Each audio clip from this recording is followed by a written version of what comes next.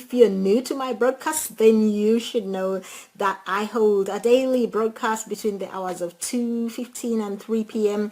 and I talk about any subject that is relevant to the day, and usually I deal with social media management, online marketing, home-based business entrepreneur, and that kind of juice. On Tuesdays though, I hold a special live show that's all about lifestyle, fun, freedom, fulfillment, travel. So today we're talking about how to go and visit and see any destination like a local. The only way to enjoy a destination, the only way to see that place with the real authentic, to live authentic, is to see a place like a local would. So traveling, here's the thing. Traveling to any country for the first time can be daunting, literally, especially if you do it, say, if you go to travel for work-related purposes, or you're going on a business trip, or you're going for a conference. You might not get the time to do that destination like a local. You might get an hour or two here in between to go have a quick route of shopping, and out you go. Or you might be given a day off to go out and do stuff. I know for sure that when I go for, say, my company related events, we literally have 3 days of sheer hardcore sharing, immersing ourselves in inspiration, learning, and all that good juice. So we don't really get time to go see that local area. So I always create at least a day, at least a minimum of 24 hours to go out there and just hit that local area and get to know what makes it good, what makes the people exciting, what's that good food that people in that area eat, what is the local delicacy that I should try. At least try one thing in one place and know you had a taste of that place. I've got a friend who says that her biggest dream is to do a handstand on every beach around the globe. Now, I have no idea how she's going to achieve that, because with over 200 countries on the globe, and each of those countries holding different beaches, because even lakes have beaches, even rivers have beaches, it is difficult to achieve that. But hey, I think she has the right idea about life. Hey Lori, how are you doing? Welcome to this broadcast. Good afternoon. It's afternoon over here in the UK. So for those of you that don't know me, I'm Kalungi. I'm based in the UK. I'm mom of two. Love my life. I work from home.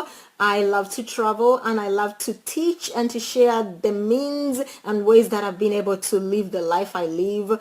I live a life of abundance. And abundance is here. I'm sure you know abundance is in your mind, and when you live abundantly, it doesn't matter what the surrounding and the environment says, you are living a happy life. Thank you for those hearts and those likes. If you're getting value, please do continue to give me some of those. Then I know I'm not doing a monologue, I'm having a dialogue. So thank you. Thank you for sharing as well. If you share, do please drop in the comments below that you've shared so I can give you a shout out. Thank you, Lori. You are a rock star. So of course, visiting iconic sites is what most people want to do when they go visiting places. They want to do the touristy thing, and that's absolutely fine as well. But you want to also do what the locals would do and literally see that place through the eyes of a local. Like I said, live authentic. Now, so if, for instance, if you went to Australia, you want to see the Great Barrier Reef. You want to go see the, what's it called? The Uluru. You want to go to all those places that people want. You want to see that waterside, iconic building that people love to see in Australia. If you go to Kampala, you want to go see different places. I don't know, what would you like to see when you go to Kampala? I'll tell you. If I went to Kampala, I'd like to go out of Kampala and go see places like the CP Falls, see the Nile source, go and see some people whitewater rafting. I am just too much of a chicken to go whitewater rafting. Can you believe that? And I absolutely would not do bungee jumping anywhere in the world. Period. Traveling, you love traveling. Absolutely, I love it, Iko. I know that if I stay in one place for more than 3 months, I start to get grumpy. I start to feel like there's something missing. I've got itchy legs. I don't know about anybody else. I mean, I don't get it about people that stay in one place for years and don't even visit their local iconic sites. There are people who live in cities and they don't even know the local attractions. That's a big pity. It really is.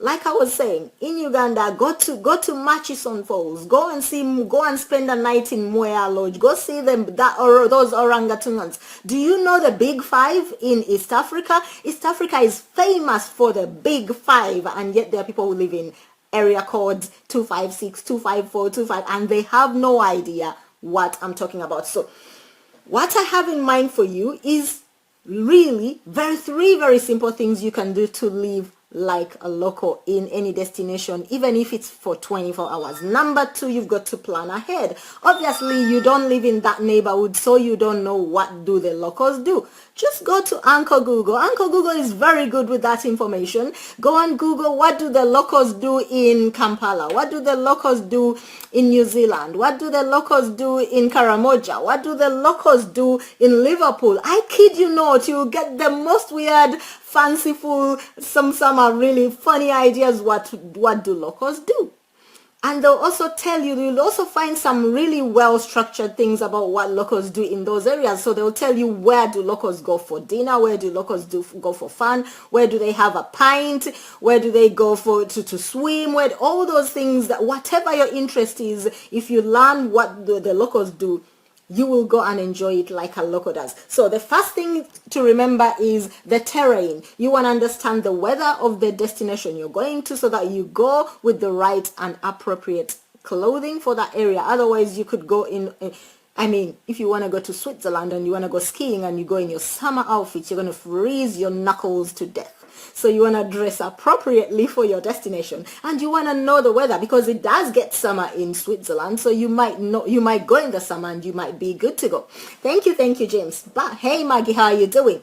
But the weather depends on where you are. So you want to pack for the weather.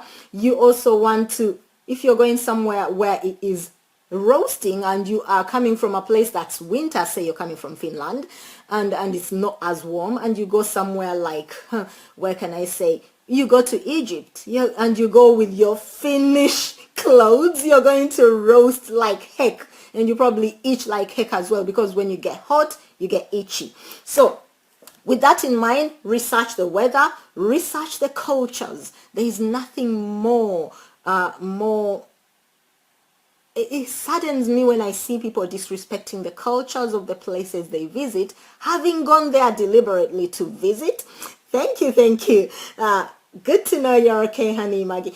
The thing is, when you go to a new place, you are the foreigner. So you want to do as the locals do. When you're in Rome, cliched as it may sound, do as the Romans do. That means find out there are not many things that you want to learn, the things that the locals would frown on, and you want to know the things that would get those locals with the big huge smile on their faces. Italians are very good too. They do a lot of gestures, they like a lot of huggies and a lot of but they frown on a few things. So you want to learn things that the locals would frown on or would be excited about. And therefore, you know what to do to get that local giving you that bargain you want when you go to buy some stuff. Learn a few phrases, some common phrases. If you go to Your Power Echoes with Jules Carl on SoundCloud, that's my podcast, you'll find a short podcast that I did about phrases you should know if you're heading on to East Africa, some in Swahili, some in the local dialect that are my mother tongue, Luganda. So if you're heading to area code 256, which is Uganda, Kampala, Jinja, wherever, those parts, you would have a few basic phrases that you can download onto your music player, your phone, so you can listen over and over and get the way it's said. That will really impress the locals. So it might be a good thing to say, if you're going to a country that is sporty, get fit, find the sports that are done, learn a few bits about those things, so you can hold a conversation with a local and get them excited about talking to you. Because some people will raise a conversation with you thinking, yeah, a tourist as usual, and they do like to frown on tourists, locals, because tourists sad as it may be, come across as arrogant and mistreat the ecosystem that they go to and leave a ton of dirt and don't care. So you don't want to be that person. You want to be a traveler that cares, an eco traveler, someone who cares about the environment that you are enjoying now because somebody that lived before you looked after it and left it the way you found it. So you want to do that for you and for the future generation. Wherever you go, do not litter. Do not litter. Now, in some places, you may find that the locals do litter, but when you go into the tourist areas, you'll find them sparkling clean in most cases. Now this is no slight to us Brits, but we are not a very clean people. Brits are kind of dirty. We are, seriously. So we kind of leave mess everywhere you go. So don't be that person. So if you're heading to Melbourne, why don't you learn about cricket? You know, cricket, the game, not cricket, the animals or the creatures, but cricket, the game. Get yourself interested in cricket. You're going to, you'll find that the Aussies are sporty. They love to play sports. They love games, and they will be very excited to receive you if you talk about cricket. Now, if you're heading to Uganda, I kid you not, people are crazy about European football. Don't know why, but they are. So learn what the locals are interested in so you can hold a conversation with a local person. So if you go to India, learn about their cultures. One half of pkjulesworld went to India for a month, and during that time they didn't learn a single Indian word. I was like, you spent a month in India and you didn't learn some of that local dialect? What were you doing? And it was like, I was busy working, do that. Spend some time with the locals. If you spend more than 7 days in an area, you should at least know what the locals do, what they like, what they eat, what they smell, whatever. So eat like the locals. You want to do a destination like the locals, go find their local food. I keep giving this example because it is where I've just been recently. If you head on to Uganda, you must have a Rolex. Seriously. No, I don't know where you're going to find that Rolex. Where are you going to find it? In any restaurant. Seriously, you ask for a Rolex, they will give it to you. It's a chapati with egg and salad and whatever else they might want to stuff in there, beans, whatever. You'll be ready to enjoy that Rolex if you go to area code 256. If you go on to Kenya, be ready to have barbecues every day. Those guys love their meat, and they love to roast it, and they love to eat it with salads, kachumbari, ugali, with lots of pepper. So get ready to do that. Heading on to the West Coast, Eco, I'm coming to you. I've got friends on the West Coast, and they love fufu. Yes, they do. They love light soup. They love chicken. They love jollof rice. I think they do, because every time they invite me to their home, I have those things in their home, and they are their delicacies, plus several other things. They love fish as well. Take and eat it. If you come to Liverpool, surprisingly, locals love scouse. It's what the Liverpoolians, it's the local Liverpool dish. It's called scouse. Other people may call it katogo. It's really potatoes, carrots, whatever vegetable you can throw in with your beef or chicken or whatever meat you want to put in. Throw it in a casserole dish, put it in the oven, and let it cook for hours, and it's delicious. You're going to throw in whatever you want to throw in, and you have got scouse down pat. It is delicious. Some people also add a bit of ale in the meat as they marinate it. So there you go. You make me some fufu. I can't wait, James. Thank you. So there you go. You want to eat like the locals do. In Australia, the Aussies like to eat lots of pies. Seriously, they can eat pies and pie. If you haven't been to Aussie land, it's somewhere you should go. They love eating pies, and if you love eating pies, you love eating pies in Australia, because they even have pie festivals. The Germans, they love drinking beer. They are beer drinkers par excellence. They have mugs that huge. My Paul has a big German mug he got in Munich. We just pint. They have a pint in a pint jar. They don't have it in a glass, they have it in a jar. So you want to go to Germany, you'll have lots of sausage and lots of beer. They even have a beer festival, Oktoberfest, I think, usually in October. So there you go. Eat like the locals, mingle with the locals, learn a few local phrases so that you can fit in, and absolutely go shopping where the locals shop. Why? Because you will not be cheated. Most tourists go spend their moolah in the tourist shops, where they are charged premium for things that the locals would not pay even a quarter that price. So find where the locals shop, go shop there. You will save a ton of money. Now here's the thing, go with a local. Make friends with a local and go with them, because if you don't know the local language, you're definitely going to get fleeced in a local market. Also, you might be faced with pickpockets, so you want to, what of locals in Canada? Shakira, in Canada, let me remember. In Canada, we had a lot of meat. We had lots of breads. I wasn't very sure what the Canadians like to eat. Because at that time I wasn't open-minded about eating what the locals eat. I was one of those people looking, where is the matoke, where is the vinyeva, give me my local food. and that's what I'm trying to say to you. Get out of that mindset, because I know a lot of people who come from where I come from, wherever they go, they want the food of where they came from, and you're like, wait, that's why you left where you came from to come and visit this place, so you can taste something different, and they want to eat the local food. People come to UK and they still tell you, so where is the potatoes, sweet potatoes at that, where is the plantain, where is the cassava, where is the luombo? No, eat some local food. Thank you, Mariah, thank you. Eat some local food. So find out whatever the locals eat in your area. Find the activities they do. Go find those activities. Go for a local sport event and mix with them. Learn some of their local languages.